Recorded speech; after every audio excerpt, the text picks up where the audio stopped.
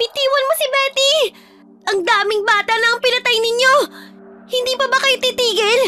Pakawalan mo kami! Ang tapang mo, bata! Ikaw lang ang may lakas ng loob na kalabanin ako.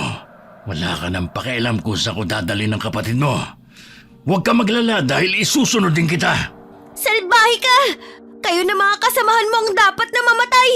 Gusto mong ikaw na lang ang patayin ko ngayon kapalit ng kapatid mo? Itong sayo! Lintik ang bata ka! Ang mata ko! Ang sakit! Ngayon na, Betty! Habang namimilipit pa siya sa sakit sa pagkabaw ng tinidor sa mata niya. Mga aswang sila! Kailangan natin makatakas dito! Hoy! Bumalik kayo mga animal! Mahigpit na niyakap ni Lovely ang inang si Teresita habang nag-iimpake ng mga gamit. Ayaw man itong mawalay sa mga anak, ngunit ang pagtatrabaho sa ibang bansa ang tanging paraan upang makaahon sila sa kahirapan. Nay, buo na po ba ang desisyon mong umalis? Dito na lang po kayo, Nay. Tutulungan po namin kayo ni Betty sa pagtatrabaho. Tsaka, hindi naman po ako hihingi sa inyo ng pambaon dahil magtitinda po ako ng nilagang saging sa paaralan. Ayoko pong magkalayo tayo, Nay. Anak, buo na ang desisyon ko. Kailangan kong gawin to para sa kinabukasan ninyong magkapatid. Tsaka, malaking pera ang kakailanganin natin para maipagamot si Betty. 8 taon na siya pero hindi pa rin siya nakakapagsalita. Matalino naman po siya, Nay eh. Marunong po siyang sumulat at gumuhit. Kahit hindi man siya nakakapagsalita, ako na lang po ang magtuturo sa kanya. Basta, huwag ka nang umalis, Nay. Ayoko man mawalay sa inyo pero ito lang ang tanging naisip kong paraan para mabigyan kayo ng magandang buhay. Tsaka, 2 taon lang naman ang kontrata ko eh. Pagkatapos na uuwi ako rito para magkakasama na tayo ulit. Kailangan ko muna mag-ipon para kahit maliit na negosyo lang eh. Makapagpatayo tayo dito. Nandyan naman ang tita mayat ninyo na mag-aalaga sa inyo eh. Ayoko po sa kanya, Nay. Maldita yun eh.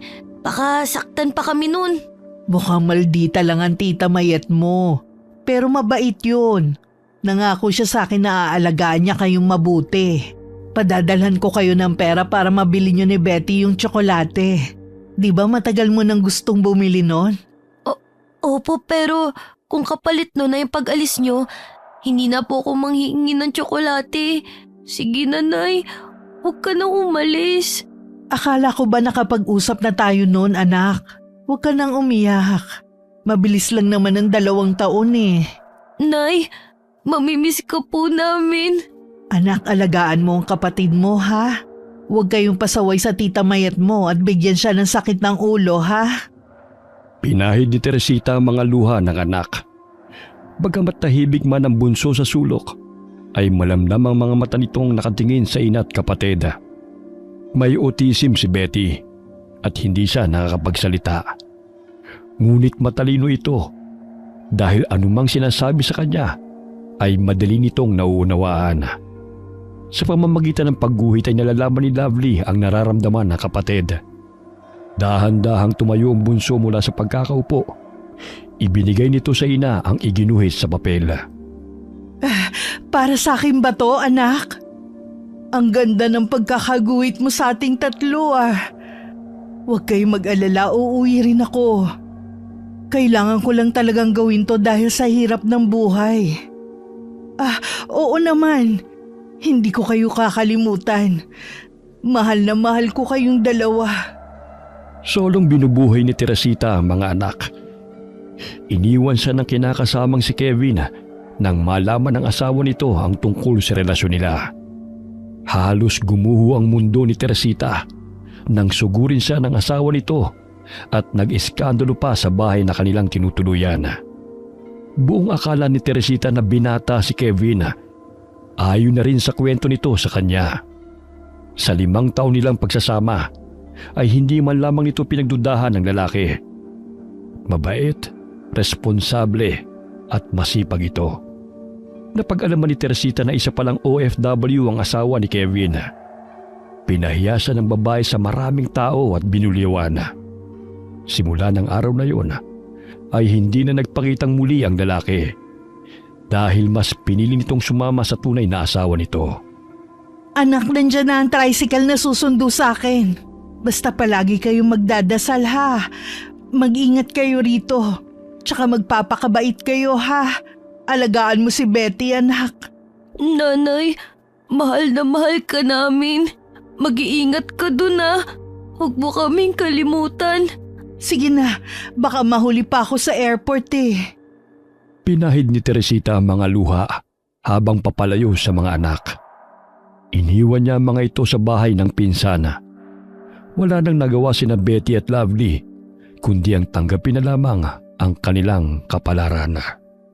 Hoy, tumahan na nga kayo sa kakaiyak dyan. Ayoko na makulit, tamad at pasaway ha. Bantayan mo ang kapatid mo, Lovely. Hindi kayo narito sa bahay para magbuhay prinsesa. Naiintindihan niyo ba ako? Opo, tita. Dalhin niyo na yung mga gamit niyo sa kwartong malapit sa kusina. Doon kayong dalawa. Tara na, Betty. Dalhin mo na yung bag mo. Tumango ang bunso bilang tugon sa kapatid. Hindi man to nagsasalita. Nakakaintindi naman ito. Taas kilay na tinatanaw ni Mayet ang dalawang bata na pumasok sa kanilang bahay. Ilang sandali dumating si Cesar na kinakasama ng babae. Kung hindi lang dahil sa pera, hindi ko talaga patutuloyin ang dalawang batang yan dito. Hindi ko pinangarap na mag-alaga ng anak ng ibang tao, no? Anak sila ng pinsan mo. Hindi na sila ibang tao sa'yo. Siguraduhin lang talaga ni Teresita na padadalhan niya ako ng pera. Dahil ayoko mag-alaga sa mga batang yan na ako pa ang gagastos. Nasaan na ba sila? Nandun sa kwarto malapit sa kusina. Tawagin mo na sila. May dala akong ulam dito para sabay na tayong kumain. Padabog na tinungo ni Mayet ang silid na magkapatid. Naabutan nitong umiiyak pa rin ang dalawa. Hindi na ba kayo titigil sa kaiiyak ha? Paubos man ng mga luha nyo, matagal pang babalikan nanay nyo. Lumabas na kayo at kumain. Opo, tita. Pagkatapos kumain, maglinis kayo ng bahay ha? May pupuntahan kasi ko eh. Halika na, Betty. Huwag ka nang malungkot. Uuwi rin si nanay. Puro na lang drama. Kakain ba kayo o hindi? Nandyan na po, tita. Wala pang anak sina Mayet at Cesar. 10 taon na silang nagsasama. Gusto na rin ng lalaki na magkaanak. Ngunit may sakit sa matres si Mayet. Dahilan na mahirapan ito magbuntis. Ginugol nito ang panahon sa pagsusugal kasama ang mga kaibigan. Dahilan na naging sanhi ng kanilang pag-aaway. Ngunit kahit matigas ang ulo ng babae, ay hindi pa rin ito nagagawang iwan ni Cesar. Dahil labis ang pagmamahal ito sa kinakasama. Nasaan na ba ang tita nyo? At ba't kayong naglalaba? May pupuntahan daw po, tito. Pero kaya naman po namin ni Betty na gawin to eh. Tsaka katatapos din naming magligpit ng mga kalat. May binili lang ako, nasalisya na kagad ako. Dito lang kayo ha, susundin ka na muna ang tiyan nyo. Mamaya mawilit, maubos na naman ang binigay kong sahod. Pailing-iling ang lalaki habang tinatahak ang daan kung saan naroon ang kasintahan. Kahit hindi man ito magpaalam sa kanya, alam na nito ang destinasyon ni Mayet. O ano, panalo ka na ba? Hindi pa nga eh. Huwag mo nang hintayin pang maubos ang sahod na ibinigay ko sa'yo bago ka pa tumigil dyan. Sige na, umuwi ka na. Cesar! Oh, bakit parang nakakita ka ng multo? Ilang beses ko bang sasabihin sa'yo na itigil mo na yung pagsusugal mo? Wala kang mapapala dyan. Mabuti sana kung nananalo ka eh. Palagi ka namang talo. Tsaka imbis na mag-aksaya ka ng oras sa pagsusugal, tulungan mo lang yung mga bata sa paglalaba. Paano ko saswertihin yan kung nag-iingay ka? Ano bang kinatatakot mo ha? Padadalhan na tayo ng limpak-limpak na salapi ni Teresita. Kaya wag mo akong pigilan sa gagawin ko. Isa pa, libangan ko to, no? Kaya pwede ba umalis ka na? Dahil sa ilis, kinuha ni Cesar ang perang naroon sa mesa. Nandilat pa ang mga mata ni Mayet nang umalis ang lalaki dala ang pera niya. Hoy, Cesar! Ibalik mo ang pera ko! Walang yaka! Magsugal ka hanggang gusto mo. Bahala ka. Humahangos na sinundan ng babae ang nobyo. Halos magwala ito sa daan dahil ayaw ibalik ni Cesar ang pera. Nagpapagod ako sa kakatrabaho tapos sa pagsusugal mo lang nilulustay ang pera? Nangako ka sa akin na titigil ka na sa bisyo mong yan, di ba? Unang ginawa mo ba? Nasa abroad na si Teresita. Kung magpapadala siya ng pera sa mga bata, ako ang hahawak nun. Kaya kahit hindi ka na magtrabaho, mabubuhay pa rin tayo, no? Hoy Mayet, akala mo pinapalang pera sa ibang bansa ha? Hindi ganun kadali ang kumita. Palibasan di mo naranasan na magbanat ng buto. Sinusumbatan mo na ako ngayon, ha? Bakit? Ano bang pinagmamalaki mo? Maswerte ka pa nga dahil kahit ganyan ang itsura mo, pinatulan pa kita. Baka nakakalimutan mo yung pinangako mo sa akin. Na itatrato mo akong prinsesa kapag sinagot kita. Kaya wala kang karapatang magreklamong damuho ka. Akin na nga yung pera ko. Nandidilat ang mga mata ng babae dahil sa galit. Wala nang nagawa si Cesar kundi sundan na lamang ng tingin si Mayet habang padabog na bumalik sa sugalan. Kung alam ko lang na ganito ang ugali mo, sana hindi na kita niligawan. Hindi ko rin kayang iwanan ka, Mayet. Nasanay na akong kasama ka at mahal na mahal kita. Malamlam ang mga matang umuwi ng bahay ang lalaki. Walang nararamdamang hiya si Mayet at nagpatuloy sa pagmamadyong. Patawa-tawa pa ito na humarap sa mga kaibigan dahil dinaig na naman ito si Cesar. 3 buwan nang nagtatrabaho si Teresita sa ibang bansa. Nababagot na rin si Mayet sa paghihintay kung kailan siya padadala ng pera ng pinsana. Buisit na Teresita yun. Kailan kaya niya ako balak padalhan ng pera? Pinapalamon ko ang mga anak niya tapos kakalimutan lang ako. Napahinto siya sa pag-iisip nang tumunog ang kanyang cellphone. Halos mabulsa sa kanyang inuupuan nang mabasa ang mensahe. Uy, Gracia! Mabuti naman na tagpadala na ng pera ang babaeng yun. Kung hindi, sa kalsada na pupulutin ng mga anak niya. Ilang sandali pa'y tumunog ang cellphone nito. Tumatawag si Teresita, kaya agad niya itong sinagot. Malumanay ang kanyang boses na nakikipag-usap sa pinsana. Animoy anghel kapag pera na ang pinag-uusapan. Maya-maya ibinigay nito ang cellphone sa 2 bata upang makausap ng mga ito ang kanilang ina. Nanay, kamusta po kayo riyan? Miss na namin kayo ni Betty. Ayos lang naman, anak. Pasensya na at medyo natagalan ang pagpapadala ko ng pera, ha? Medyo nanibago pa kasi ko rito, anak eh. Si Betty, kumusta? Inaalagaan ko po siya, tsaka ang galing pa rin niyang gumuhit. Alam mo ba, Nay, madalas niya akong ginuguhit. Ipapakita raw niya sa'yo kapag nakauwi ka na. O sige na, anak. Sa susunod na ulit ako tatawag, ha? Parang dumating na kasi ang amo ko eh. Mag-ingat kayo ni Betty. Mahal na mahal ko kayo. Masayang-masaya ang magkapatid nang marinig muli ang boses ng ina. Hindi man nagsasalita si Betty, ngunit tumatalon-talon pa ito dahil sa tuwa. Ang saya ko, Bunso, dahil nakausap natin si Nanay. Nabawasan ng pangungulila ko sa kanya. Basta ha, huwag kang makulit para hindi tayo pagalitan ni Tita Mayet. Tumango ang bunsong kapatid at mahigpit siyang niyakap nito. Dali-dali lumabas ng bahay si Mayet na animoy abot tenga ang ngiti. Nakasalubong nito sa daan si Cesar, ngunit hindi man lang nito sinabi kung saan siya pupunta. Oh, bakit ganun lang ang tuwa sa mukha ng tiyahin niyo? Parang nanalo sa sugal ah. Ay hindi po, Tito. Tumawag kasi si Nanay. Ah, kaya naman pala eh. Lovely, pwede bang ipagtimpla mo ako ng kape? May dala akong pandesal dito. Tsaka samahan niyo na rin ako magmerienda. Sige po, Tito. Maayos ang pakikitungo ni Cesar sa 2 bata. Salungat sa ginagawa ni Mayet, kahit kadugo pa niya mga ito. Minsan ay nasisigawan nito ang magkapatid, kahit sa maliit na pagkakamali. Dumating si Mayet sakay ng tricycle. Hindi ito magkanda o gaga dahil sa dami ng pinamili. Oh, one day millionaire ka na naman ah. Alam ko nagpadala ng pera si Teresita. Sana naman tinago mo dahil pera yun ng mga bata.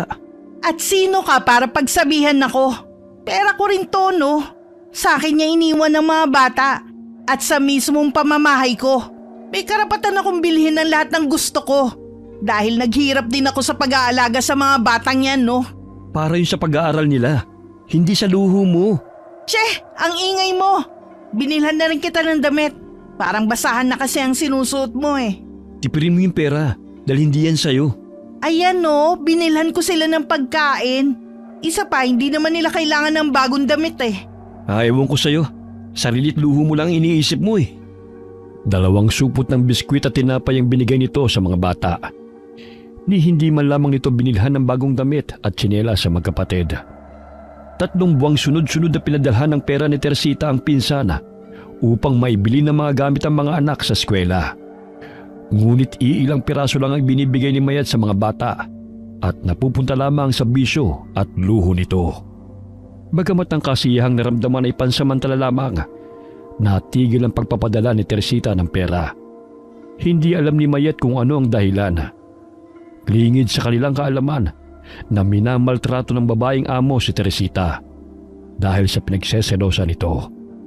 Ilang buwan nang hindi nagpapadala ng pera ang buwisit na Teresitang yun ah. Hindi pwedeng ako pa ang gagastos para sa mga anak niya. Tita, tumawag na po ba si nanay? Tumahimik ka nga. Alam mo, naririndi na ako sa kakulitan mo eh. Tsaka patigilin mo sa pag-iyak niyang abnormal mong kapatid. Dahil kung hindi, puputulin ko na talaga yung dila niya.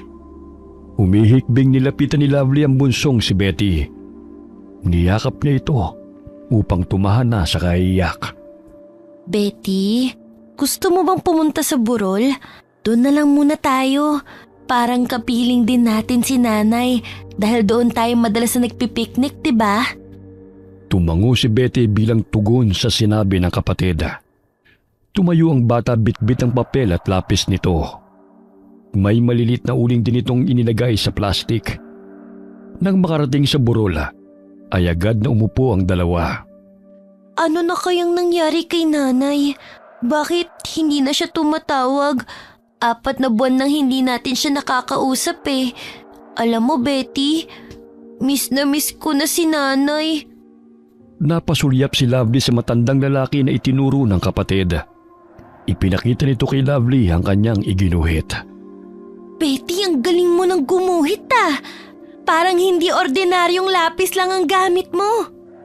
Ipinakita nito sa kapatid ang uling, kung saan gusto nitong sabihin na yun ang ginamit ito sa pagguhit. Agad namang naintindihan ni Lovely. Oh, mga bata, kumusta na kayo?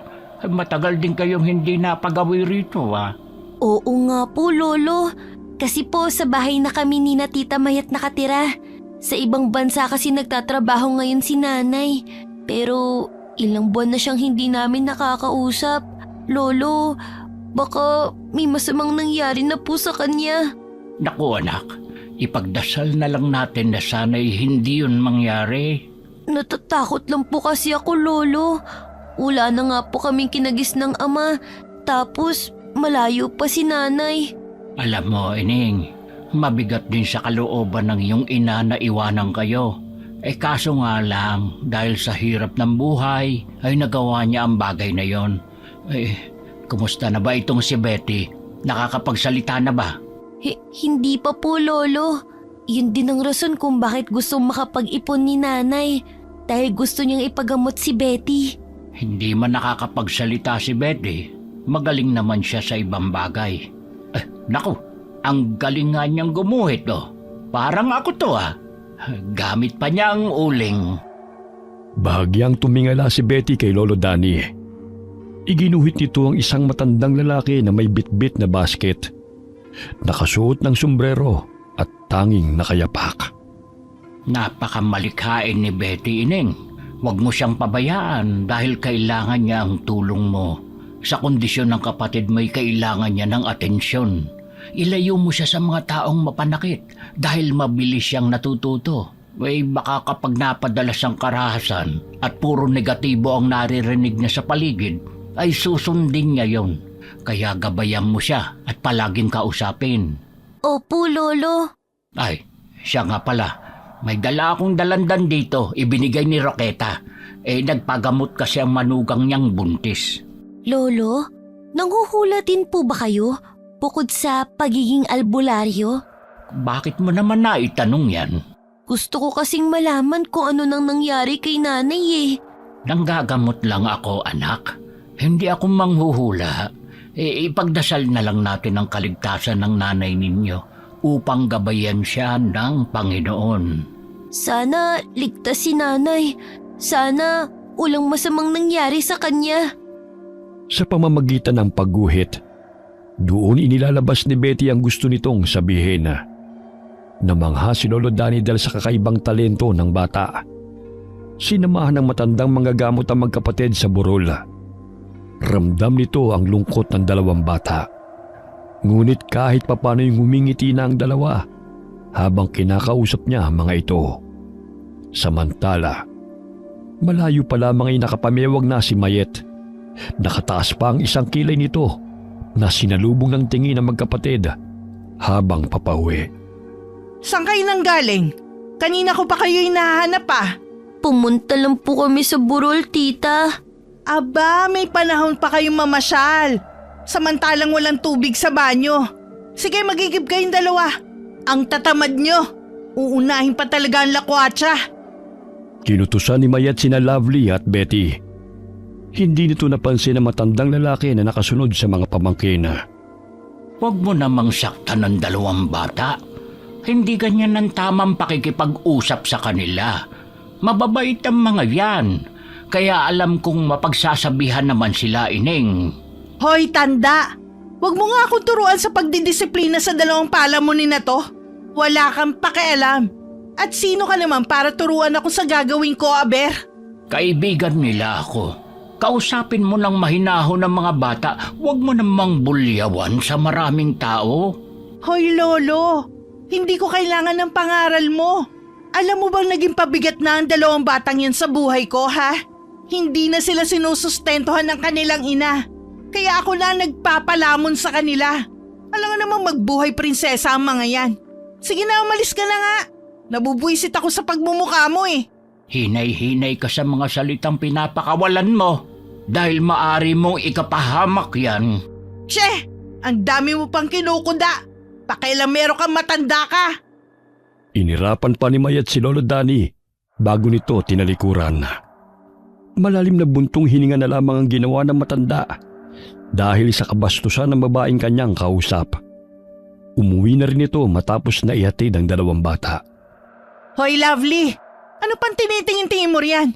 Bilisan mo na ang kilos, magigib na kayo. Mabuisit na mga bata, pabigat. Mainit na naman yung ulo mo. Bakit na naman ba? Ang tatamad kasi ng mga batang yan eh. Kung saan-saan pa naglakwatsa, wala ng tubig sa banyo. May tubig ba sa galon?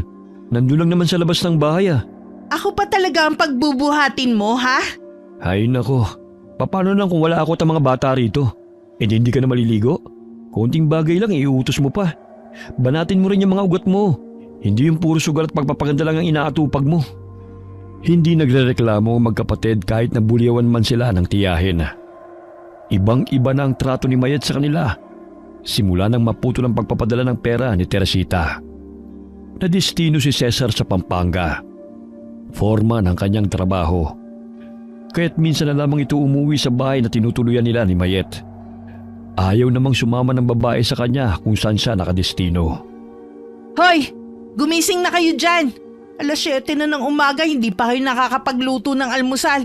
Wala na rin mga kahoy na panggatong. Kaya maghanap kayo, mga buiset. Betty, gumising ka na. Teka, nilalagnat ka. Tita Mayet, may lagnat po si Betty. Eh ano naman ang pakialam ko sa kanya? Wala akong perang pampagamot dyan sa kapatid mo. Bahala kayo sa buhay nyo. Dali-daling bumangon si Lovely upang sundin ang ipinag-uutos ng tiyahin. Nang maluto na ang pagkain, ay hindi man lamang sila inilok nito upang kumain. Anong tinitingin-tingin mo riyan? Tita, pwede po bang makahingi ng pagkain? Kahit na konti lang para po kay Betty. Maghintay kayo kung kailan ako matatapos dito. Para malaman mo, Lovely, hindi na nagpapadala ng pera ang nanay nyo. Hindi ko obligasyon na palamunin kayong dalawa. Naiintindihan mo ba ako, ha? Opo, tita.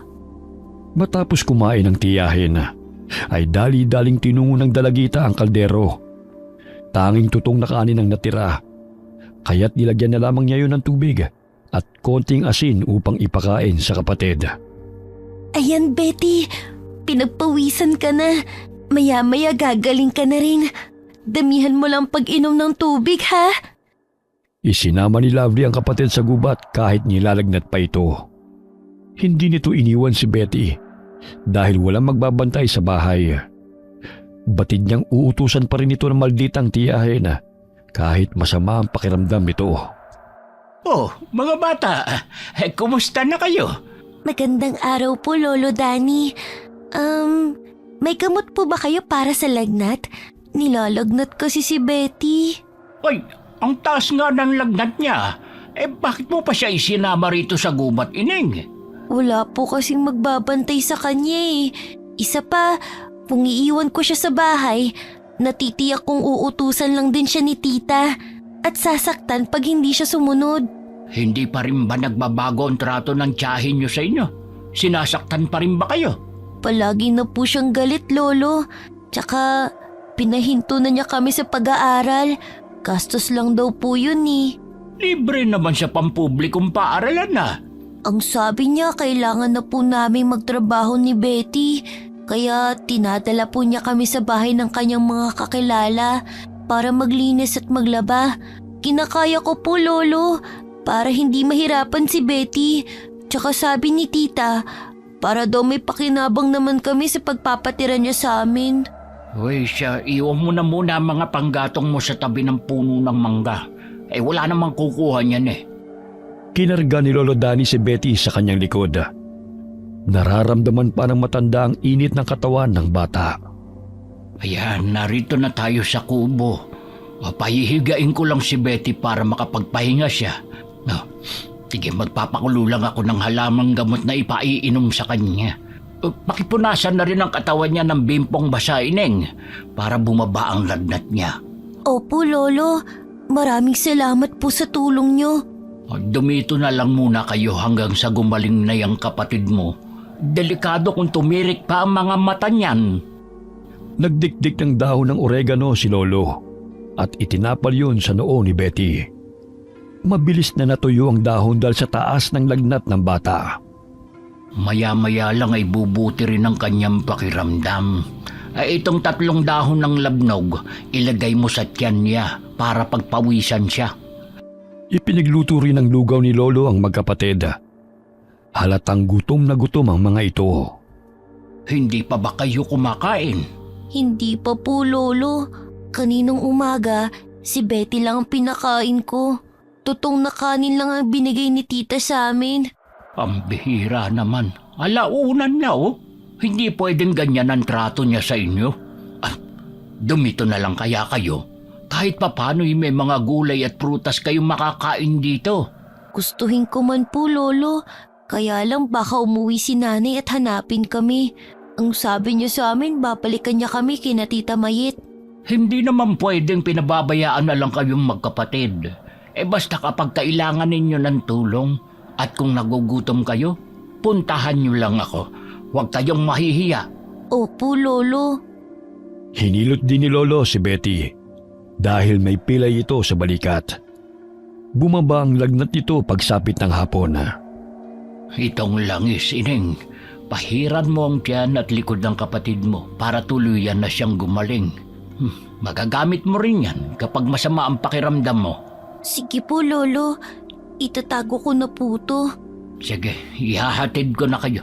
Mamaya mapano pa tong kapatid mo sa daan. Pagpahingahin mo muna siya, ha? Bawal muna maglaro at magbuhat ng mabibigat. Masusunod po, Lolo. Ako na magdadala ng mga panggatong na kinuha ninyo. Ay, ang hirap talaga kapag walang mga magulang na mag-aalaga. Lo, pwede mo ba akong turuan na gumawa ng mga halamang gamot? O bakit naman? Para po may ibenta kami ni Betty at magkapera. Yung kaibigan kasi ni Tia masakit ng kasukasuan. Naubusan siya ng langis sa pinapahid sa kanyang rayuma. Baka pwede ko siyang bentahan. Nakakatuwa ka talagang bata ka. Ay sige, tuturuan kita. Bago yan, umuwi na muna kayo. Baka hinahanap na kayo ng tiyahin ninyong galit sa mundo. 5:30 nang dumating ang magkapatid sa bahay ng tiyahin. Wala ito roon, kaya pumasok sila ng bahay bitbit ang dalang panggatong. Binigyan din sila ng matanda ng saging upang may makain. Agad na nagpaalam si Lolo sa magkapatid bago pa siya abutan ni Mayet. Betty, magpahinga ka na muna sa kwarto. Maglilinis lang ako ng mga kalat. Tumango ang bunso at dumungaw sa bintana. Naalinaw nito ang tiyahin na may kausap na lalaki. Humihit-hit pa ito ng sigarilyo habang nakatingin sa bahay na itinuturo ng babae. Nilapitan ni Betty ang kapatid at kinalabit. May kailangan ka ba, Betty? Umiling-iling lamang ito at itinuro ang kinaroroonan ng tiyahin. Dumungaw na lamang si Lovely sa bintana dahil hinihila siya ng kapatid. Hindi si Tito ang kinakausap niya. Siguro kaibigan lang niya yan, Betty. Hayaan na natin siya. Mamaya pagbunto na naman tayo ng galit niya. Maagang nagising ang magkapatid dahil sa pagkalampag ni Mayet sa pintuan ng kanilang silid. Gumising na kayo riyan. Pumunta kayo sa bahay ni Corina. May papalinis siya sa inyo. Bayad na yun kaya hindi pwedeng tatamad-tamad. Pero tita, hindi pa masyadong magaling si Betty. Kung maaari, tumito na muna siya. Hindi pwede. Kailangan niya magtrabaho dahil nakakahiya kay Corina. Binayaran na niya ako kahapon. Kaya kailangan yung pagtrabahuhan yon. Dali, gumising na kayo. Pag nainis ako tatamaan kayo sa akin. Opo, tita. Maagang tinungo ni Mayet ang sugalan. Hindi pa man nakapag-agahan ay umalis na ng bahay ang magkapatid patungo sa bahay ni Corina. Naawa ang ginang sa kanila, kaya't bago sila pinalinis ng hardin ay pinakain muna nito ang mga bata. Mabuti na lang at mabait si Aling Corina. Pinakain pa tayo. Magpahinga ka na lang, Betty, ah. Ako nang magtitipon ng mga tuyong dahon at magtatanggal ng mga damo sa mga halaman niya. Matapos kumain ay agad na inumpisahan ni Lovely ang paglilinis. Nakaupo sa kawayang sila si Betty habang gumuguhit. Napaawang ang labi ni Lovely na masagip ng paningin ang iginuhit ng kapatid. Parang si Tia at ang lalaki yan na. Kayang-gaya mong tindig nila. Tsaka ang mga paligid kung saan sila naroon. Ang galing mo, Betty! Napangisi ang bunso at nagpatuloy sa pagguhit. Magang natapos ni Lovely ang paglilinis ng garden. Pinadalhan sila ng pagkain ni Aling Corina bago umuwi ang dalawa. Nakasalubong nila si Lolo Danny sa daan, kaya napagpasya ng magkapatid na sumama sa matanda. Lo, saan ka pa pupunta? Ay, uuwi na, Neng. Saan ba kayo nang galing? Kina Aling Corina ho. Nilinis ko po ang hardin nila. Pwede po bang sumama kami sa'yo, Lolo? Wala naman kaming gagawin sa bahay eh. Tsaka wala naman dun si Tia. Malamang nasa sugalan pa yun. Sige. May ibinigay na hinog na mangga dito si Lorenzo. Nagpahilot kasi siya kaya pinuntahan ko doon sa bahay nila. Ang bango ng mangga, Lolo. Matagal na rin kami hindi nakakakain ni Betty niyan eh. May tinapay po kaming dala rito. Ibinigay ni Aling Corina. Kainin po natin ito mamaya.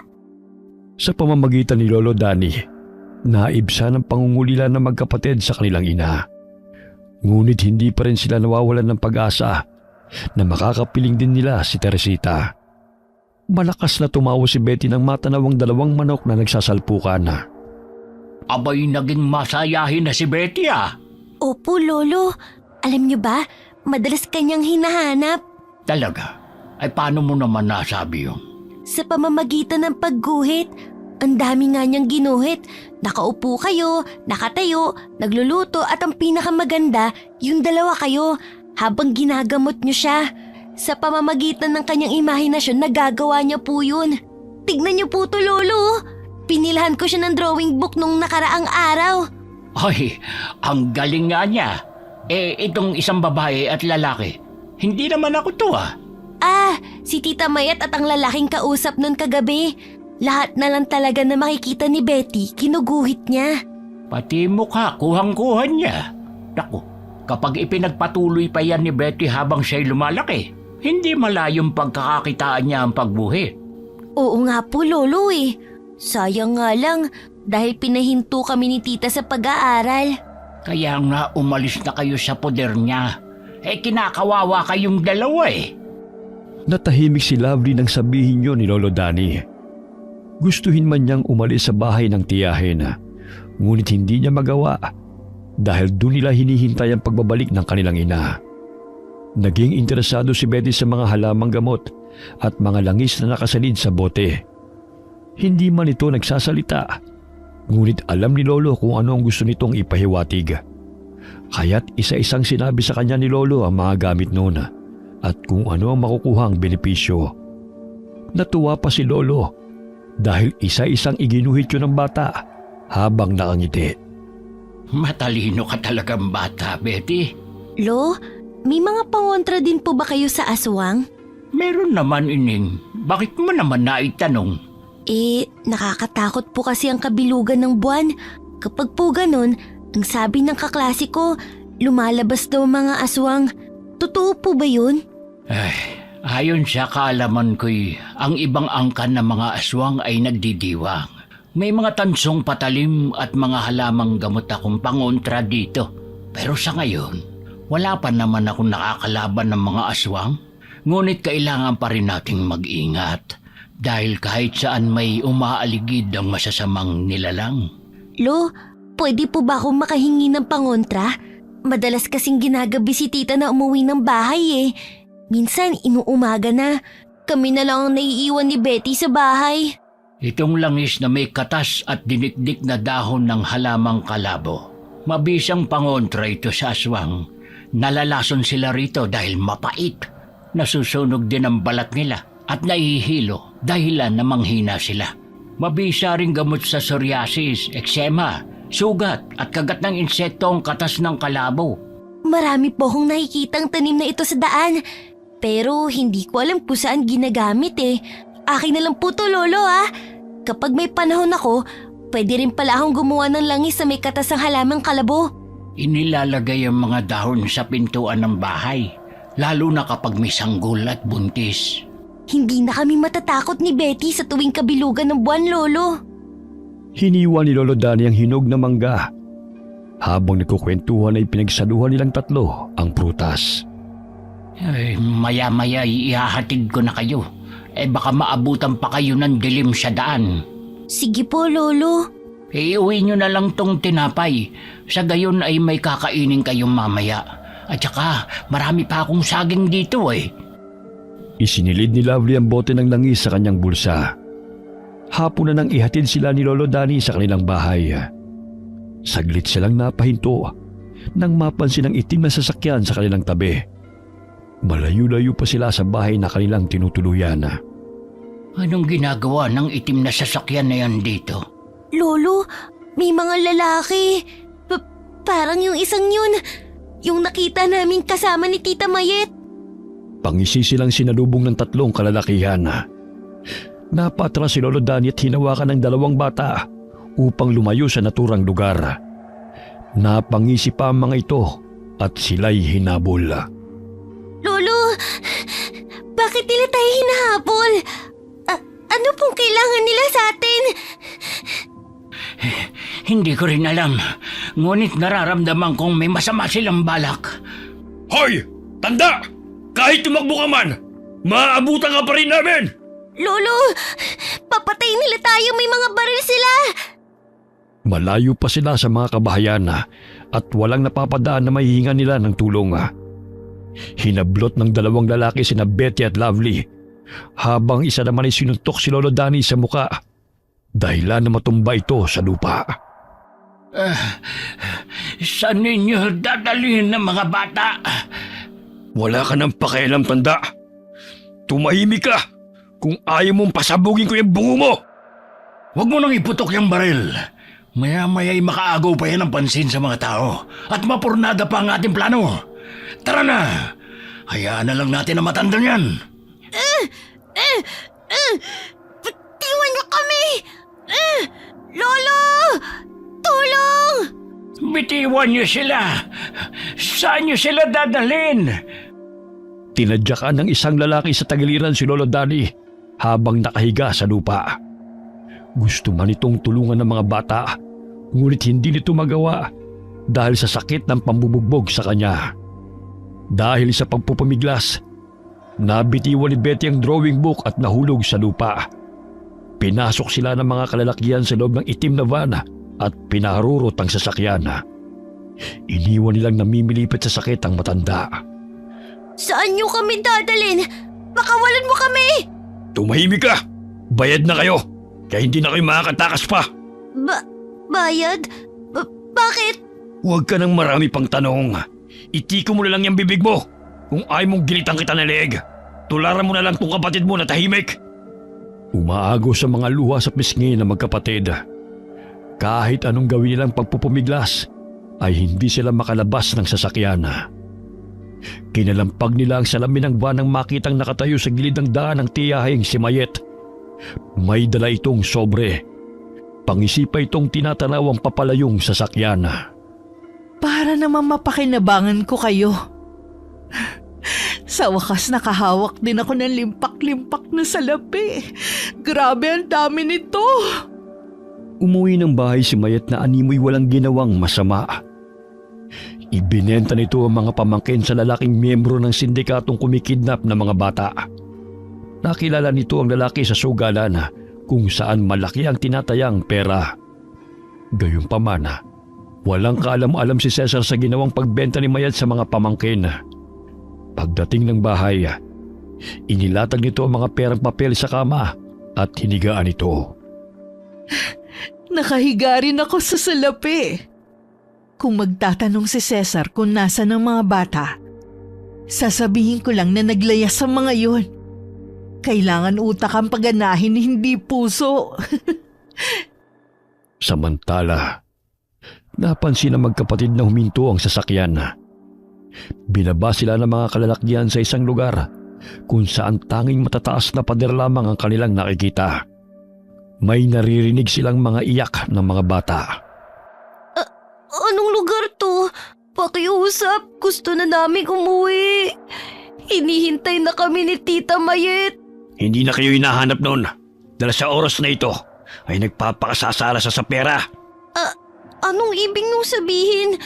Sige na, bitiwan niyo na kami ng kapatid ko. Hindi ba sinabi kong tumahimik ka? Bakit ang ingay-ingay mo? Tinulak ng lalaki si Lovely at napasubsob ang dalagita sa sementadong sahig. Hindi na kayo makakatakas pa. Para malaman mo, ibinenta kayo ng tiyahin mong mukhang pera. Kayo ang kabayaran sa utang niya sa amo namin. Pasalamat nga siya. Binigyan pa siya ng bonus. Mga salbahe kayo! Anong gagawin niyo sa amin? Alam mo, Iha, hindi na ubra ang pagiging matapang mo rito. Alam mo kung anong ginagawa namin sa mga batang matabilang dila? Pinuputol at kinakain. Wala naman kaming kasalanan sa inyo ah. Bakit niyo kami dinala rito? Kung may utang man si Tita Mayet, siya ang singilin mo, hindi kami.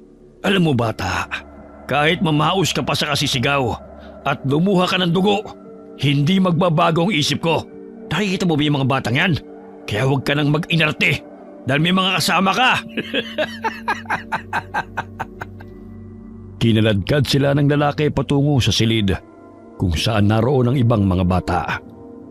Napalukip-kip sila sa sulok at niyakap na lamang ni Lovely ang bunsong kapatid. Betty, hindi ko na alam kung anong nangyayari at kung anong kailangan nila sa atin. Natatakot ako. Baka patayin nila tayo. Ramdam ni Lovely ang nangangatog na katawan ng kapatid. Maging ang mga batang naroon ay hindi tumitigil sa kaiyak. Ilang sandali isinarado ng lalaki ang pintuan at nilisan ng naturang silid. Humahangos na humingi ng tulong sa mga tao si Lolo Danny. Pumutok ang kanyang labi dahil sa lakas ng pagkakasuntok sa kanya ng lalaki. Iminulat ni Mayet ang mga mata nang marinig ang sunod-sunod na katok sa pintuan. Wisit naman oh. Panira ng moment eh. Sino ba yan? Anong kailangan mo? Bumungad sa harapan ng babae si Kapitan Joel at si Lolo Danny. Nagsumbong si Lolo sa kapitan na dinukot ng mga kalalakihan ng dalawang bata. Kaya agad na ipinagbigay alam nila kay Mayet. Ano kung kailangan nyo? Dinukot ng mga kalalakihan ng mga pamangkin mo. Humingi na kami ng tulong sa mga kapulisan. Dinukot? Mas mahirap pa kami sa daga ah. Ang sabihin nyo, naglakwatsa ang mga yon. Dinukot ang mga pamangkin mo. Bakit ba wala ka man lang pakialam sa kanila? Kung dinukot nga sila, baka kasabot mo ang mga taong yun. Di ba ikaw ang kasama nila paminsan-minsan? Tsaka nakita kita nun na hinatid mo pa nga sila dito sa bahay. Hay naku, Lolo. Huwag mo kong paikutin sa drama mo, ha? Bastos kang bata ka. Kung kasabwat ko mga yon, bakit pa ako hihingi ng tulong sa mga tao? Palibhasa'y wala kang puso. Wala kang kwentang giyahin. Hoy, Lolo. Dahan-dahan ka sa pananalita mo, ha? Hindi mo alam kung anong sakripisyo ko sa mga batang yon. Sa kabila na hindi sila sinusustentuhan ng kanilang ina, tinanggap ko sila rito sa pamamahay ko. Kaya wala kang karapatan na kwestiyonin ang pakikitungo ko sa kanila. Kung wala na kayong sasabihing mabuti, umalis na lang kayo. Alis na! Sinarado ni Mayet ang pintuan at muling pumasok ng silid. Humiga muli siya sa pera na walang nararamdamang pag-aalala sa mga pamangkin. Mga pakialamero. Ilang sandali pa'y muling narinig ng babae ang katok sa pintuan. Hindi niya ito pinagbuksan sa pag-aakalang sinakapitan na naman yun. Iminulat nito ang mga mata nang marinig ang boses ni Cesar. Babe! Buksan mo ang pinto! May dala ko para sa inyo! Buisit, umuwi na si Cesar. Sandali, kailangan ko iligpit ang mga perang to. Baka mabisto ko. Itinago nito ang pera sa aparador sa ilalim ng mga nakatubing damit at kinandado. Inayos nito ang sarili bago hinarap ang kinakasama. Oh, bakit ang tagal mo? Nagbanyo pa ako eh. Hindi ka man lang nagpasabi na uuwi ka. Sana man lang naipagluto kita na makakain. Marami akong pasalubong sa'yo. Pasensya ka na't matagal din akong hindi nakauwi . Sobrang busy kasi mahal eh. Nasaan yung mga bata? May binili ako para sa kanila. Ewan ko, hindi na umuwi eh. Siguro naglayas. Mga maldita, hindi mapagsabihan. Naglayas? Hindi naman nila magagawa yun . At saka mabait sila at pagsasabihan. Hindi na nga umuwi, anong gagawin ko? Kung ayaw nilang manirahan dito, di hindi ko sila pipilitin. Alangan naman habulin ko pa sila. Lalo na yung si Betty, lumalala na talaga ang ugali. Mapapansin ang pagkadismaya sa mukha ni Cesar. Alam nitong hindi magagawa ng mga bata na maglayas. Maliban na lamang kung pinagmalupitan na naman ito ni Mayet. Baka sinaktan mo na naman. Pwede ba wag mo akong sisimulan? Di ba nangako ko sa'yo na hindi ko na sila sasaktan? Ginawa ko naman . Ako na nga ang nag-a-adjust para sa kanila eh. Kahit pamamahay ko to, malalaki na sila. Hindi ko na hawak ang utak ng mga yon. Nag-aalala lang naman ako. Tsaka bali-balita na rin kasi ang pagkawala ng mga kabataan. Delikado ng panahon ngayon. Sige na, kumain na muna tayo. Ikaw na lang, busog pa ako. Padabog na tinalikuran ng babae si Cesar at pumasok na ito ng kwarto. Ngunit napangisi ito ng tumalokbong ng kumot.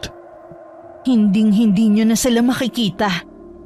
Nakakabuisit ang mga batang yun. Lalong-lalo ng abnormal na si Betty.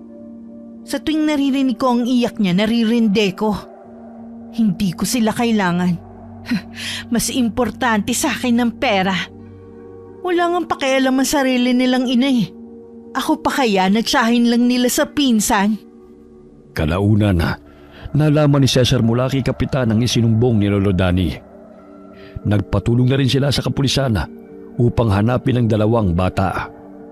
Hindi naglaya sa mga bata, kundi dinukot daw sila ng mga lalaking sakay ng itim na van. Wala ka man lang ginawa para hanapin ang mga pamangkin mo? Anong gusto mong gawin ko? Umiyak ng buong araw at parang baliw na maghahanap kung saan? Hoy Cesar, hindi ko sila anak. Nakikituloy lang sila rito sa pamamahay ko. Kaya wala akong obligasyon na bantayan sila oras-oras. Yung matandang lalaki ang tanungin nyo. Dahil siya ang madalas na kasama ng mga bata. Oh, ayun siya oh. Baka kasabot nga siya eh. Pinuntahan ni Cesar si Lolo Dani upang kausapin at tanungin tungkol sa nangyari. Tignan mo itong ginuhit ni Betty. Pinakita nila ito sa akin bago sila dinukot. Malakas ang kutob ko na ang lalaking ito ay may kinalaman sa pagkawala ng mga bata. Totoo ba, Lolo? Sinabi ko na sa kapulisan ng tungkol dito. Mapapansin ang pagkayamot sa mukha ni Cesar nang napasulyap kay Mayet na nooy kumakain. Niwala man lang itong pag-aalala sa mga pamangkin. Ilang sandali pa ay may 2 pulis na paparating at tinungo ang bahay ni Mayet. Dahil sa sumbong ni Lolo, ay gusto rin kausapin ng mga pulis ang babae. Wala akong kinalaman sa pagkawala ng mga pamangkin ko, no? Bakit niyo ako huhulihin? Hindi ka nila huhulihin. Tatanungin ka lang nila. Ganun pa rin yun, dahil isasama nila ako sa presinto.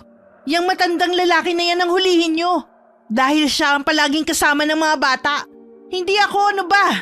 Tignan mong iginuhit ng pamangkin mo. Ikaw ito, kuhang-kuha niya. Tsaka ang sabi pa ni Lovely, itong lalaki ay nakita nila, nakausap mo. Paano mo maipapaliwanag ito? At alam mo ba, Ineng, ang dumukot sa magkapatid at ang nambugbog sa akin ay balbasyarado rin, katulad ng lalaking nasa larawan. Wala akong kinalaman dyan, kaya tantanan niyo ako. Hindi ka naman ikukulong kagad ng mga pulis kung wala kang kinalaman. Gusto lang nilang linawin. Sasamahan kita. Hindi kita pababayaan. Labag man sa loob ni Mayet na sumama sa presinto upang imbestigahan, ay wala na siyang nagawa. Nagsinungaling siya at sinabi nagtanong lang ang lalaki kung saan ang daan papuntang San Miguel dahil doon patungo ang mga ito. Tagaktak ang malamig na pawis ni Mayet habang kinakausap siya ng mga pulis. Samantala, 2 batang malulusog ang hinila ng 2 lalaki. Saan niyo sila dadalhin? Anong gagawin niyo sa kanila? Tumahimik ka! Ang ingay mo! Manong, pakawalan mo na kami. Pangako, hindi po kami magsusumbong. Hoy bata! Hindi mo kami madadaan sa pagmamakaawa mong yan. Hindi na kami tinatabla ng awa dahil mas iniisip namin ang pera at laman ng sikmura. Sinampal ng lalaki si Lovely at itinulak. Dahilan para tumama ito sa pader. Nasugatan ang ulo ng dalagita. Kaya't dali-dali niyang kinuha ang bote ng langis sa kanyang bulsa at pinahira ng sugat. Pasinghot-singhot ang lalaki nang maamoy ang aroma na nanggaling sa langis na may sangkap ng halamang kalabo. Anong amoy yun? Saan yun nanggagaling? Bakit nakakahilo? Nahihilo siya sa amoy ng langis. Hindi kaya mga aswang sila katulad ng sinabi ni Lolo? Kailangan ko tong ingatan dahil ito ang magiging sandata namin upang makatakas. Pero ang dami nila at ang tataas ng pader. Hindi kami basta-basta makakalabas dito. Aray, sumasakit na ang ulo ko. Hindi ko makayanan ng amoy. Buwisit ang mga batang to ang babantot. Kailangan nilang maligo para malinis sila kung kakainin. Lumabas ng silid ang lalaki. Naninag ng magkapatid na naduduwal pa ito dahil sa matinding pagkahilo. Betty, huwag kang lalayo sa akin ha. Kailangan nating makatakas dito. Dahil hindi sila pangkaraniwang tao. Mga aswang sila. Siguro tinukot nila tayo upang gawing pagkain. Hoy bata, saan ka pupunta? Tatakbo ka pa, ha? Betty, huwag mo silang tingnan. Nagulat silang lahat nang makitang sinaksak ng lalaki ang batang tumakbo palabas ng silid. Bukas ang pinto, kaya yun ang naisipan nitong paraan upang tumakas. Kumalat ang dugo sa sahig at hinila siya ng lalaki nang bumulagta na ito. Kayong lahat, itong kahihinatnan ninyo kapag nagtangka kayong tumakas. Betty, patay na ang mga bata. Mga salbahe sila. Mahigpit na niyakap ni Lovely ang kapatid. Napalukip-kip sa sulok ang mga batang naroon. Lahat ay takot. Kumalas sa pagkakayakap si Betty sa kapatid. Tumayo ito at tinungo kung saan naroon ang dugo. Walang emosyon at pigil ang pag-iyak. Nagsimula siyang gumuhit sa dingding gamit ang dugong kumalat sa sahig. Betty, halika rito. Baka bumalik ang mga salbaheng lalaki. Iginuhit ni Betty ang malaking bilog na animoy 1 buwan. Sa gitna nito ay may mga paniking lumilipad. Sa bandang ilalim ay mga maliliit na bata habang may 2 mataas na lalaki sa tabi ng mga ito na may hawak na patalim. Sa pamamagitan ng pagguhit sa pader gamit ang dugo, ipinaliwanag nito kung ano ang sitwasyon nila. Umupo ka na rito. Alam kong gusto mong sabihin, mga aswang sila na gusto tayong paslangin lahat. Kabilugan ng buwan. Ayon sa sinabi ni Lolo na maaaring nagdidiwang sila at tayo ang kanilang magiging pagkain. Tumango si Betty at muling niyakap ang kapatid. Lingid sa kanilang kaalaman na may mga matang nakakita sa ginawa ni Betty. May kamera sa loob ng silid ng mga batang bihag. Kakaibang bata ang isang yun. Hindi siya pangkaraniwang bata.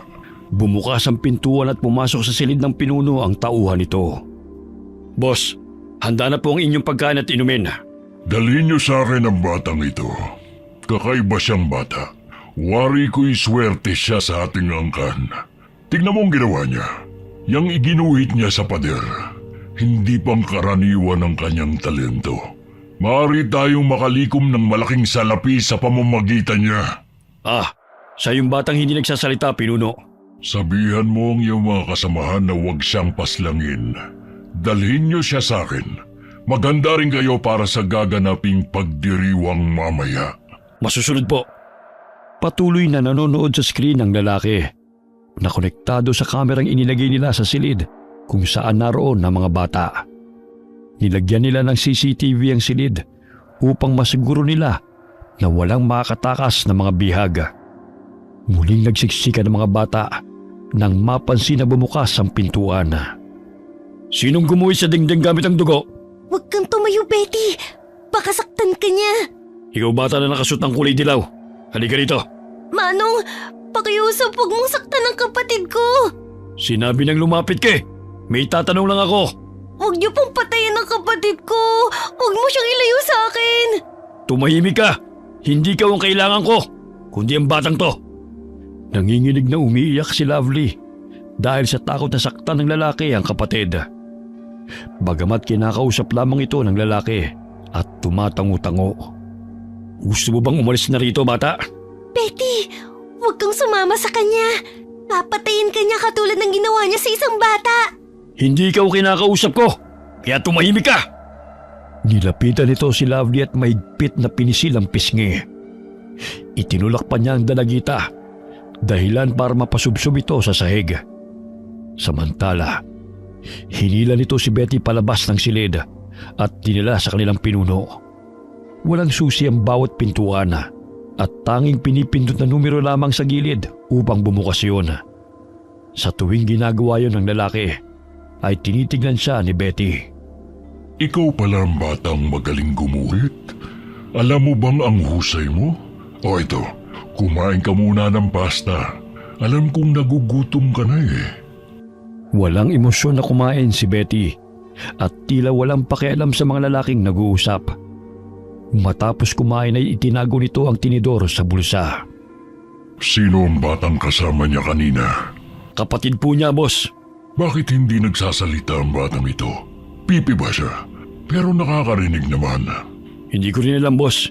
Mula nang dali namin dito, hindi na nagsasalita. Di bale, magiging asset natin siya. Swerte ang talentong meron siya. Ayon na rin sa sinasaad sa libro ng ating angkan.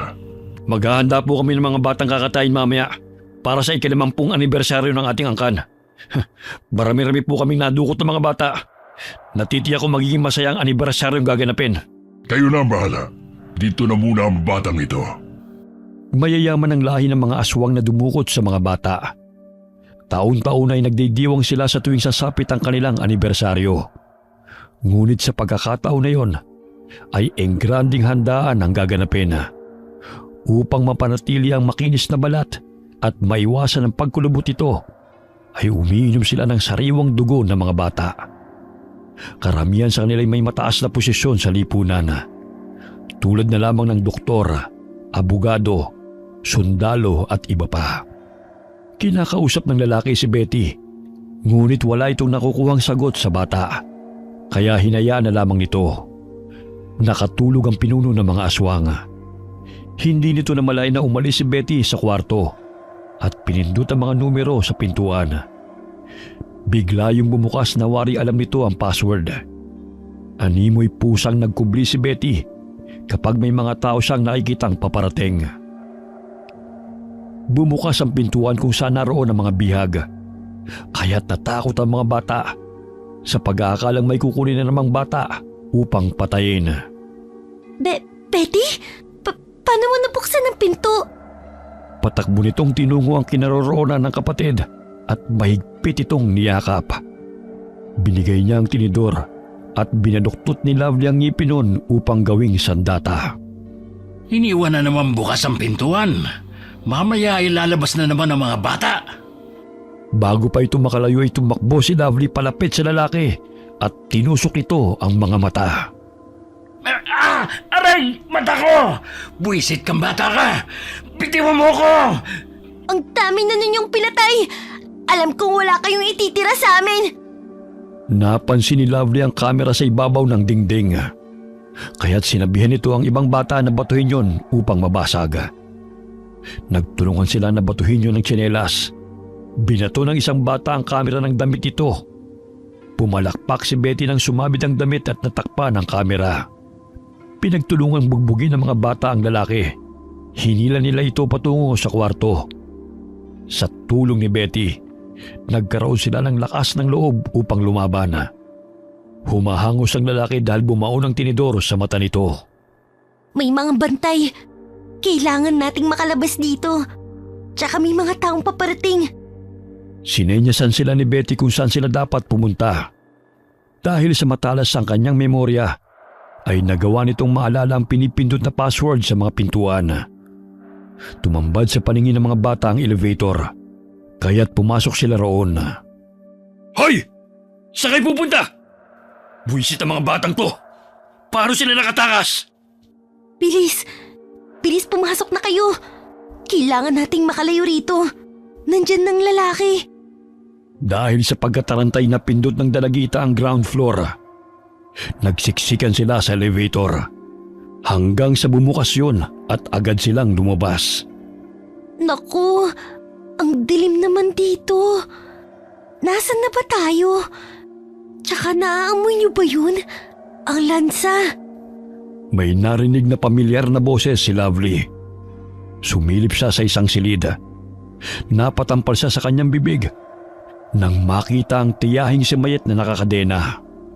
Pakiusap! Tulungan niyo ako! Ayaw ko pa mamatay! Tita, bakit ka nandito? Dinukot ka rin nila? Lovely, ikaw ba yan? Pakawalan mo ko rito! Sige na, maawa ka sa akin! Nakakandado. Sandali lang at hahanapin ko lang ang susi. Bilisan mo, bago pa nila ako tantarin! Umiiyak na nagmamakawa ang babae sa pamangkin. Halos naliligo siya sa sariling dugo dahil sa hiwa nito sa iba't ibang bahagi ng katawan. Napatampal sa bibig ang dalagita nang makita niya ang ulong pugot at tinadtad na katawan sa malaking palanggana. Betty! Si Tito Cesar to, di ba? Pinatay siya! Mga hayop kayo! Pakawalan mo ako rito! Mga demonyo kayo, pinatay niyo si Cesar! Mga wala kayong awa! Hoy! Tumahimik ka!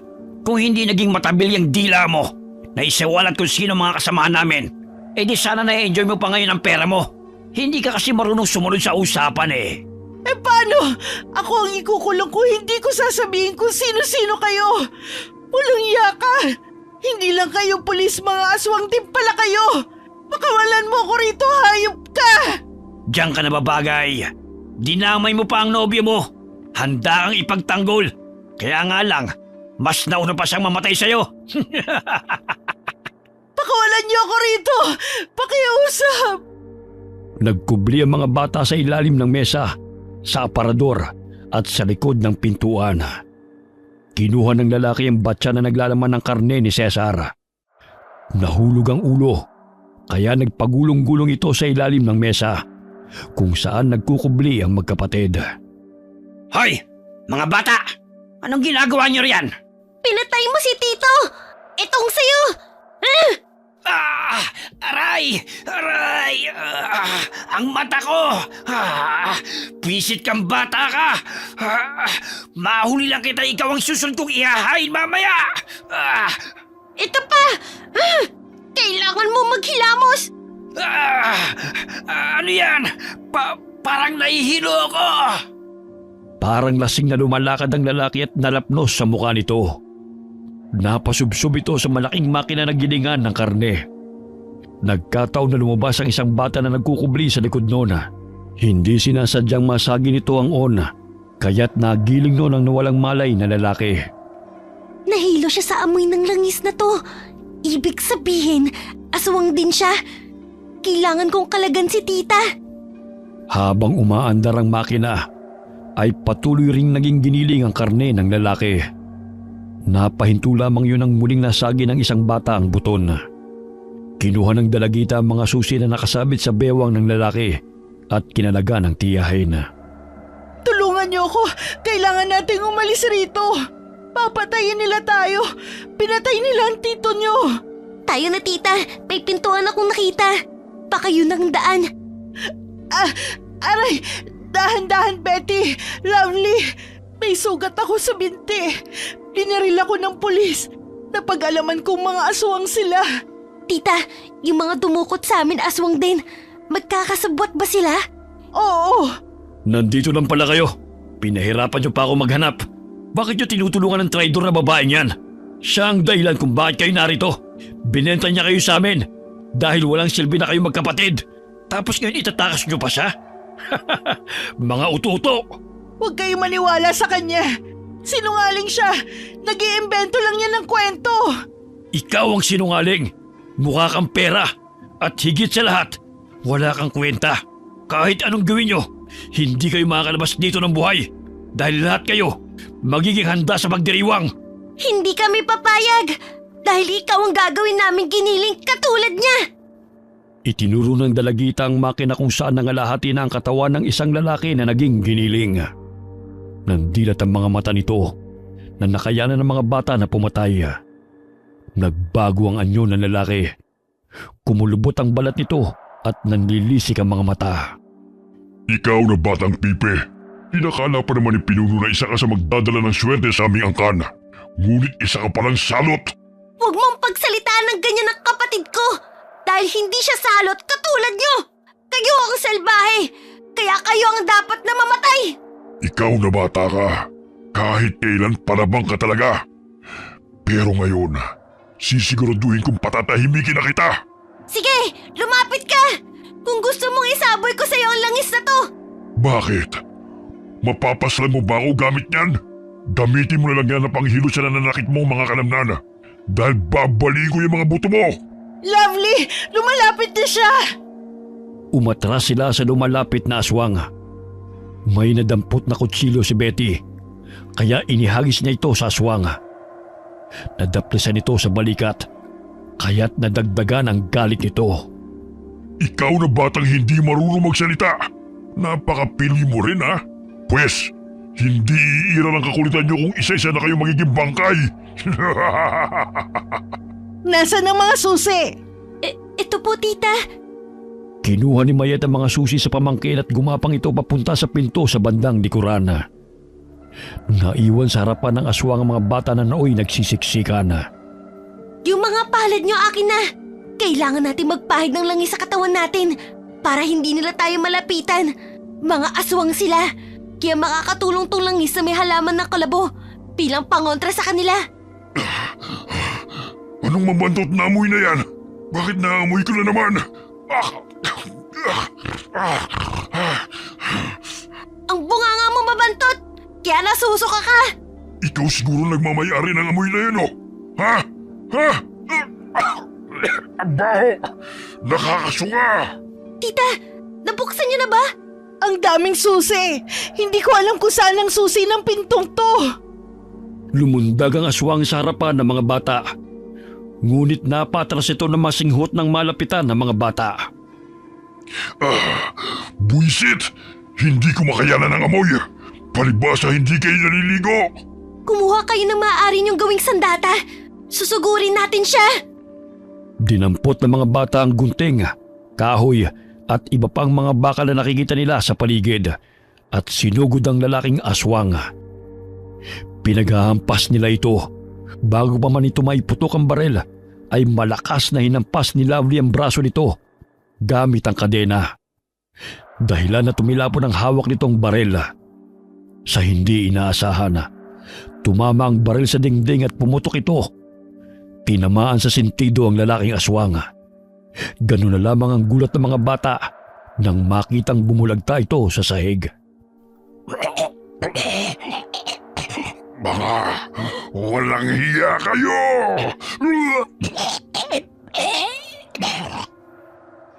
Patay siya! Oo! Patay na siya! Yay! Makakatakas na tayo! Ay sa wakas, nabuksan ko rin ang pinto. Tita! Makakatakas na tayo! Saan na tayo pupunta ngayon? Kailangan nating maghanap ng sasakyan. Yun lang ang paraan para makalayo tayo rito. Ayun! May sasakyan! May mga tao, mga nakaayos at nakasuot ng disenteng damit. Pero sa likod ng kanilang kasuotan, mga demonyo nagaan yung tao. Magtago tayo ron sa mga halaman. Aligaga ng mga tauhan ng pinunong aswang habang hinahanap ang mga batang bihag na nakatakas. Buisit! Natakasan pa tayo ng mga ordinaryong bata. Tingnan mo nga ang itsura mo. Paano ka naisahan ng mga batang yun? Ang tagal mo ng trabaho ito. Lalampa-lampa ka pa rin. Ano na ang papakain natin sa mga kasosyo at mga bisita ko? Naisahan tayo na magkapatid na yun eh. Lalo na ang batang hindi nagsasalita. Hindi ko sukat akalain na mabilis niya mahuhulaan ng password ng mga pintuan. Ang sabihin ninyo, tatanga-tanga kayo. Naging kampante na lang kayo. Muntik pa tayong mabisto dahil sa babaeng nakatransaksyon ninyo. Mga palpak! Hala, hanapin niyo mga bata.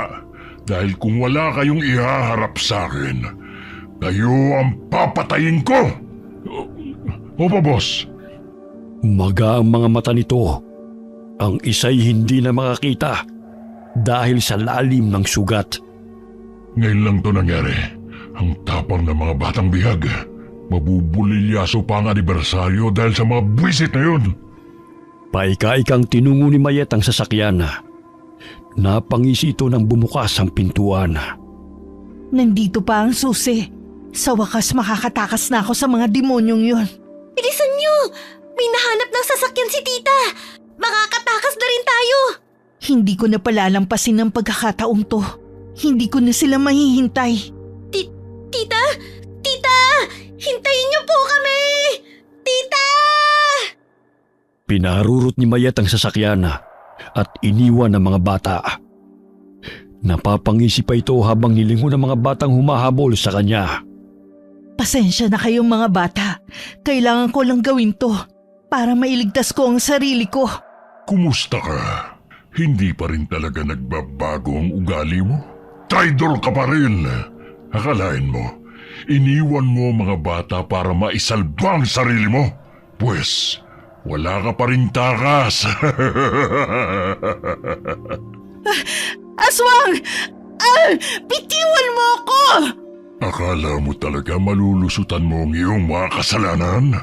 Ang pagtraidor mo sa aming grupo? Para lang malusutan ang ginawa mong pagbenta sa mga pamangkin mo? Malaking pagkakamali ang kalabanin kami. Patawarin mo ko. Pakiusap, hayaan mo na ako umalis. Napakaamo mo naman kung humingi ng tawad. Traidor ka! Pagewang-gewang ang kotse habang tumatakbo. Sinakal ng pinunong aswang si Mayet. Tila lumuwa ang mga mata ng babae dahil sa bumao na matutulis na kuko ng aswang sa kanyang leeg. Ilang sandali sinakmal ng aswang ang kanyang pisngi dahilan na malakas siyang pumalahaw. Napakasarap ng iyong dugo! Sumalpok ang kotse sa puno ng mabitiwan ni Mayet ang manibela. Malapit yun sa bangin. Bago bumaba ang pinunong aswang, ay hinalukoy nito ang laman loob ng babae at takam na kinain. Tinulak nito ang kotse sa bangin. Ilang minuto lang ay bigla itong sumabog at tinupok ng apoy. Yan ang nararapat sa mga traidor na kagaya mo. Kumaripas ng takbo ang pinunong aswang, pabalik ng gusaling pagdadausan ng anibersaryo. Malayo pa lamang ay nadidinig na nito ang mga atungal ng kanilang angkan. Kabilugan ng buwan, kaya sila'y nagsasaya. Kailangan kong hanapin ang batang yun dahil siya ang magdadala ng swerte sa aming angkan. Ayon na rin sa naitala sa libro. Kakaibang memorya ng batang yun. Bukod tangi sa lahat ng mga kabataang bihag. Shh! Huwag kayong lalabas sa mga halaman. May aswang na paparating. May naaamoy akong mabantot. Bakit parang nahihilo ko? Anong klaseng amoy yun? Napahinto sa pasinghot-singhot ang pinuno ng aswang nang dumating ang mga tauhan nito. Oh, nahanap niyo na ba mga bata? Hindi pa, Pinuno. Ngunit sisikapin naming mahanap po sila. Dapat lang. Dahil hindi magiging matagumpay ang anibersaryo kung wala tayong maihahandang sariwang dugo at laman sa ating mga kasamahan. Huwag kayong titigil sa paghahanap sa mga bata. Tsaka hanapin niyo rin ang amoy na nakakahilo. Mamaya mapano pa ang ating mga bisita. Opo, Pinuno. Samantala, Siya yung nakita kong driver ng van. Kailangan nating makuha ang susi para makatakas tayo. tinuro ni Betty ang batang lalaking katabi. Kinausap ni Lovely ang binatilyo. Napag-alaman ng dalagita na marunong magmaneho ng sasakyan si Dennis dahil natuto ito sa tulong ng amang isang truck driver. Mabuti naman kung ganun. Kailangan natin siyang linlangin para makalapit siya sa atin. Tumakbo si Lovely upang makuha ang atensyon ng aswang. Kaya't hinabol siya nito. Diyan ka lang pala nagtatago, bata ka. Nasaan ang mga kasamahan mo? Habulin mo ako para malaman mo kung nasan sila. Kahit saan ka magpunta, hindi pa rin kayo makakatakas. Ikaw palang mabantot. Ang baho! Ano ba yan? Sobrang nakakahilong amoy mo. Ano ba yan? Ang sakit sa ilong. Lahat naman kami mabaho dahil hindi nyo kami hinahayaan na maglinis ng katawan eh. Mga salbahe kayo! Napalayo na ang aswang sa mga kasamahan nito. Sinabuyan siya ng dalagitan ng langis sa mukha. Anong klaseng likidong sinabi mo sa akin? Nasusunog ang mukha ko. Nahihirapan akong huminga. Lason. Parang lason. Totoong sinabi ni Lolo. Gumagana nga sa mga aswang ang halamang kalabo. Hindi ako makahinga. Mga kasama, tingnan nyo. Nangihina na siya. Kailangan nating kunin ang susi ng van. Kinapkapan ng mga bata ang lalaki hanggang sa nakuha ni Betty ang susi sa bulsa nito. Tayo na! Mag-ingat lang tayo na makita na iba pang aswang. Ito pa palang langis. Kalahati pa ang natira sa bote. Kailangan nating pahirang muli ang katawan natin dahil ayaw nila sa amoy nito. Nalalason din sila. May mga aswang na nakabantay sa paligid at naghahanap din sa kanila. Kaya ganun na lamang ang kanilang pag-iingat na hindi sila makita ng mga ito. Pinaputukan sila ng isang aswang na may baril, kaya't nagkubli sila sa mga puno. Kailangan nating gumapang hanggang sa makarating tayo sa van. Yun lang ang tanging paraan para makaalis tayo dito. Sinunod ng mga bata ang sinabi ni Lovely, kaya't sama-sama silang gumapang hanggang sa marating nila ang itim na van. Sige na, pumasok na kayo. May gagawin lang ako. Binuhusan niya ng langis sa mga kamay at pinahira ng van. Sa gayon ay mahirapan ang mga aswang sa paglapit sa kanilang sasakyan. Tumulong na rin ang ibang mga bata. Ilang sandali pa'y pinaandar ng binatilong si Dennis ang van. Kaya't nagkaroon ng pag-asa ang mga bata. Tara na, Dennis! Bago pa tayo maabutan nila! Lintek! Ayun ang mga bata, tumataras! Paano nila napaandaran sa sakyan? Pagewang-gewang na tumakbo ang van. Kaya't sa tuwing sumasagi ang bandang gilid ng van sa mga kahoy, ay napapasigaw ang mga bata. Ako, Dennis! Mag-ingat ka, baka mabangga tayo! Pinapatakan ni Lovely ng langis ang daan. Sa gayon ay makapagbigay ng aroma na siyang inaayawan ng mga aswang. Hinabol ng mga aswang ang sasakyan. Tumalo ng isang aswang at sumampa sa bubungan. Ngunit malakas itong pumalahaw nang mapaso at nakaramdam ng kate sa mga paa. Ah! Anong klaseng likido ang inilagay ng mga bata sa kotse? Umalis ka dyan! Alis!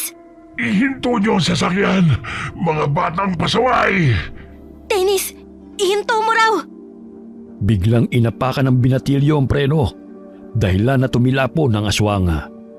Sumalpok ito sa puno, dahilan na mamilipit ito sa sakit nang bumagsak sa lupa. Nagpatuloy sa pagmamaneho si Dennis. Ilang sandali pumutok ang gulong nito, dahilan na huminto ang van na kanilang sinasakyan. Nabangga sila sa puno. Mabuti na lamang ay walang nasaktan sa kanila. Kailangan nating makalayo rito. Sigurado ako hinahabol pa tayo na iba pang mga aswang. Kailangan nating humingi ng tulong dahil konti na lang ang langis na natitira. Tanging ang liwanag ng buwan na nagsisilbi nilang gabay sa madilim na paligid. Hindi nila alam kung saan patutungo.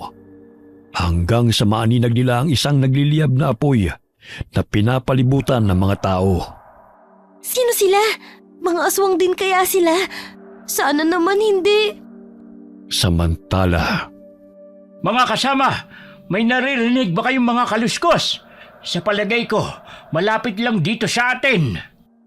kinalabit ni Betty ang kapatid at sumenyas ng tulad ng palagi nitong ginagawa sa tuwing makikita nito si Lolo Danny. Tama, si Lolo Danny ang isa sa mga taong yun. Humingi tayo ng tulong sa kanila. Lolo! Tulungan niyo po kami! Hinahabol po kami ng mga aswang! Mga bata, mabuti at ligtas kayo. Ilang araw na namin kayong hinahanap. Kaya nagsagawa na kami ng ritual na gabayan kayo ng puti ang gabay. Lolo! Mga aswang! Pinatay nila sina Tio Cesar at Tia Mayet. Halina kayo. Doon kayo sa kuweba. Magpahinga muna kayo roon. Tahan na. Huwag na kayong umiyak.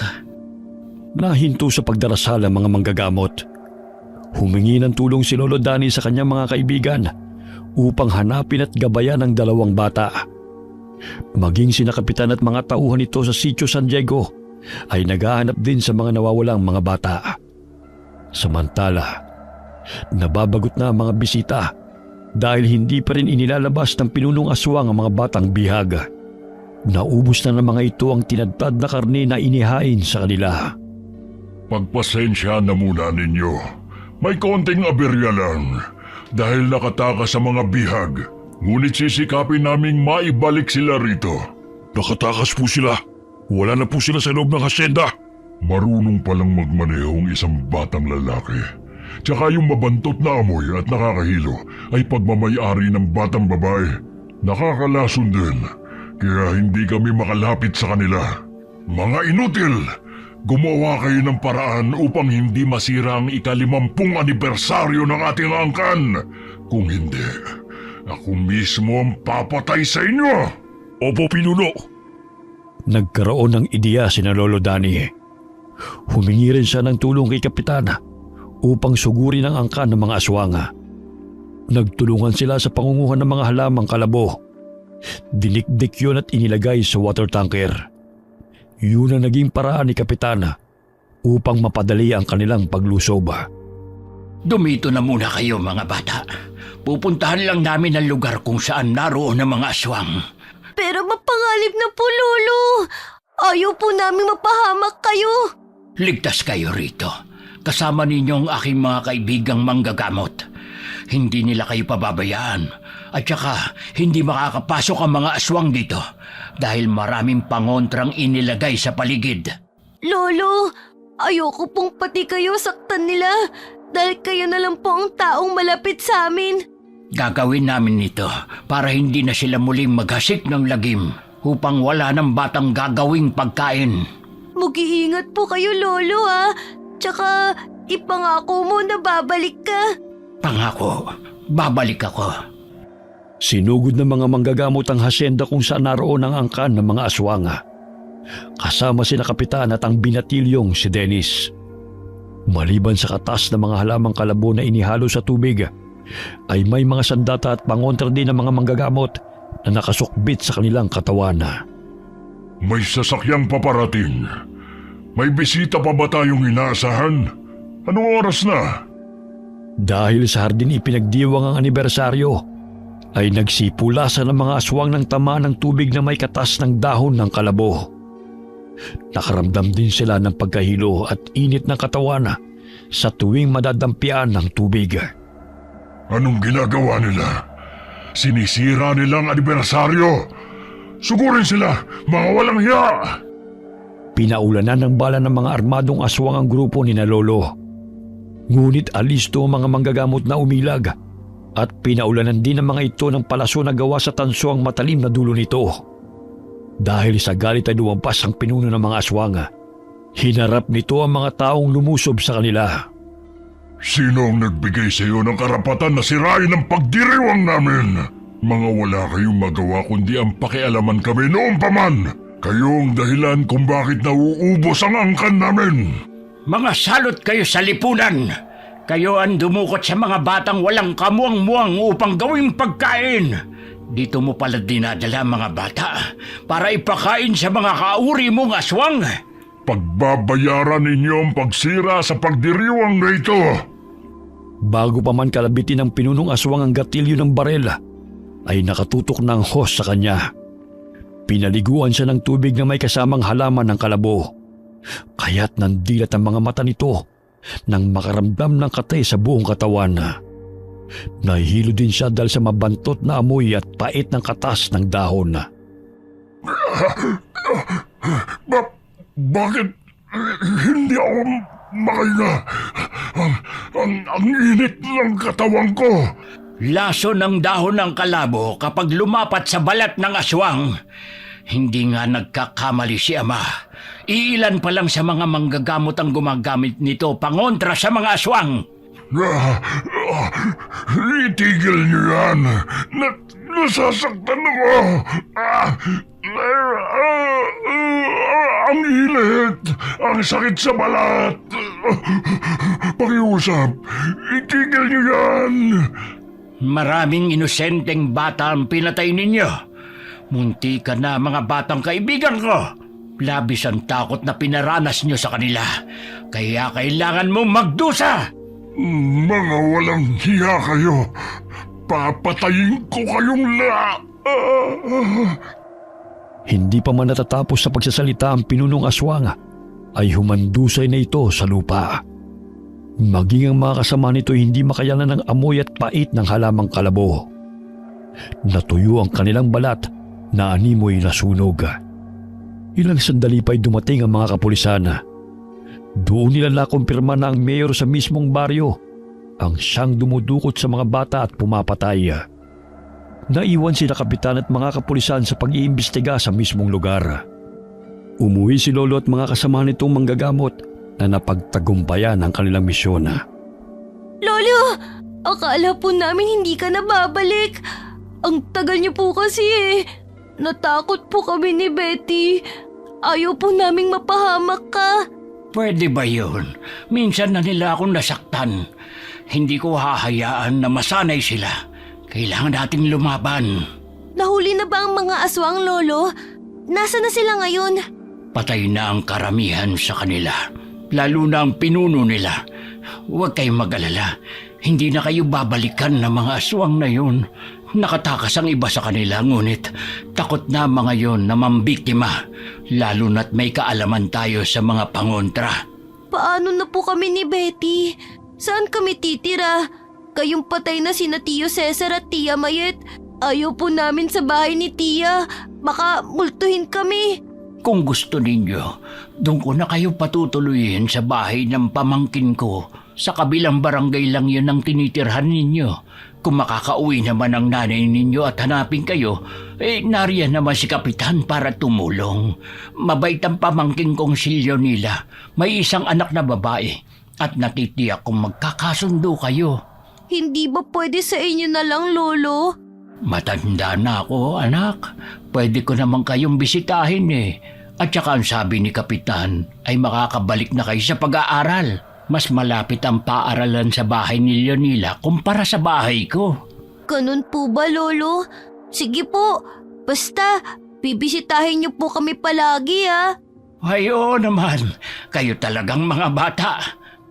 Makalipas ang 1 taon nakauwi si Teresita sa Pilipinas sa tulong ng kapwa nito katulong. Naawa sa kanya kaya lihim na nagsumbong sa agency. Inimbestigahan ang pangyayari at nalaman na nilabag ng kanilang amo ang karapatan ni Teresita. Marami rin itong nakitang pasa sa katawan. Pinagbayad ang employer sa pinsalang dinulot ito kay Teresita. Kaya't napagpasya nito na umuwi na lamang ng Pilipinas upang muling makasama ang mga anak. Sapat na rin ang kanyang pera upang makapagpatayo ng karinderya. Naging emosyonal ang pagtatagpo na mag-iina. Hindi rin makapaniwala si Teresita sa nangyaring pagkamatay ng pinsang si Mayet at ni Cesar. Naging aral kay Teresita na hindi lahat ng pumupunta sa ibang bansa ay nagiging matagumpay. Ganun na lamang ang takot nito nang ikwento ng kanyang mga anak ang tungkol sa karanasan ng mga ito sa kamay ng mga aswang. Okay, sana po nagustuhan nyo yung kwento natin. Shout out po tayo kay Catherine Fantinalgo, kay Ami Yong, Lucy Buendia, hi kay Michelle De Mariano na lagi po nakikinig sa atin sa Macau. Shout out po kay Cristal Raizan Diktahan Tano na nasa Pictoran, Suminot, Zamboanga del Sur, sa Diktahan family and Duhay Lungsod family at Tano family sa Tagulo, Tukuran, Zamboanga del Sur. Hi kay Sally Albino from Kawayan City, Isabela. Hi Nida Kiambao from Kuwait. Shout out sa mga solid listeners natin, ang Deloro family at Gonzaga family. Hi kay Jeneline Rodrigo from Cebu, Kalampanog Vlog. Hi kay Honey Austria from Tokyo. Shout out sa Gavara at Dahunan family. Hi po kay Rosita Ocampo from Kuwait. Hi kay Mel Pakaira. Kamusta ka, Mel? Jason Manalo, Imerlaba 1987. Hi kay Dina Dayparin or Dayparine. Hi kay Jocelyn Nazareno from Riyadh. Shout out sa Entico family, kay Chara Entico, lalo na kay Lily Saunders from Taisan, Legazpi City. Leriza Abdul from Oman Muscat. Shout out sa Mazo family at Credo family from San Jose del Monte, Bulacan. Hi po sa isa sa mga solid ingkong po natin, si Hazel Fiesta. Hi kay Linda Lugtu Pines from Calgary, Alberta, Canada. Hi kay Josefina Fuelas from Pasig City. Shout out sa Duhay Lungsod family, galing kay Yam Torres na nasa Kingdom of Saudi Arabia. Hi kay Narlene Micabalo from Malaysia. Inang Ausa from San Narciso, Quezon. Hi kina Brenda and Michael Grencio na lagi nakikinig sa atin sa UAE, Fujairah. Hi kay Mary Andahay from Saudi. Jodeline Zaiko Domingito from Hong Kong. Hi kay Riz Magante from Riyadh, Saudi Arabia. Hi kay Melanie I323M, Reginald Brascia, Larina Fuentes, Len TV2. Hi kay Evangeline Baldonado from Saudi Arabia. Hi kay Jonalyn Lopez from Kuwait. Genevieve Alera Jenny from Negros. And hi kay Henry Bailon. Okay, maraming salamat po sa inyong lahat.